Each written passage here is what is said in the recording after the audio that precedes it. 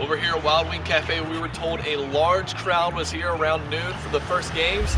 Let's get right to the action of the NCAA tournament. See how the games went early on today. That was Thursday afternoon at Wild Wing Cafe, where a huge crowd turned up for the matinee, and college basketball fans filtered in throughout the day.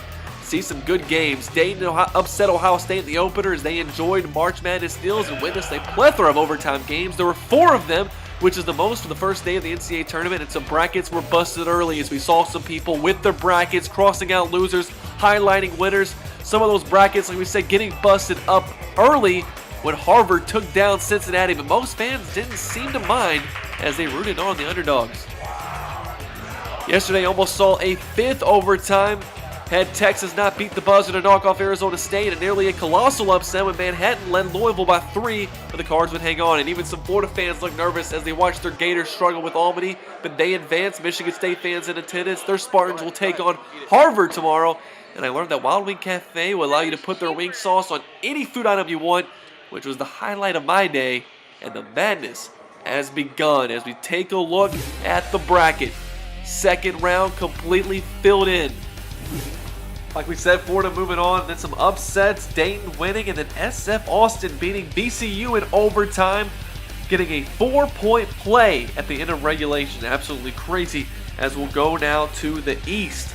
Harvard again, moving on into the second round. Let's go over to the West now to take a look at some of the games going on over there. North Dakota State winning, SDSU winning in overtime. And we go down to the Midwest, games that affects the people in this area. Kentucky beating Kansas State, Louisville hanging on to beat Manhattan, and then Tennessee rolling past UMass. They will play Mercer, who upset Duke early on Friday morning.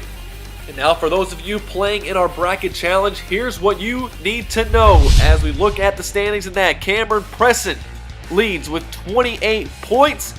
Got 28 out of 4 right. He had 6 upsets. Kyle Griffin in second. Matt Gordon in third. Drew Evans in fourth with 25 points. Carson Chapman with 25.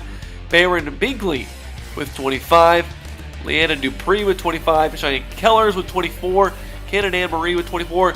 Becky Wilcox with 23. There's our top 10. The lowest score we had was 15. And in case you're wondering, for all those chasing Cameron Presson, he has Florida, Michigan State, Wisconsin, and Louisville in his final 4, and all of those teams are still alive. As he's got Michigan, Michigan State winning it all. Next is Kyle Griffin. He's got Florida, Iowa State, Arizona, and Louisville in his final 4. So of course all 4 of those teams still alive.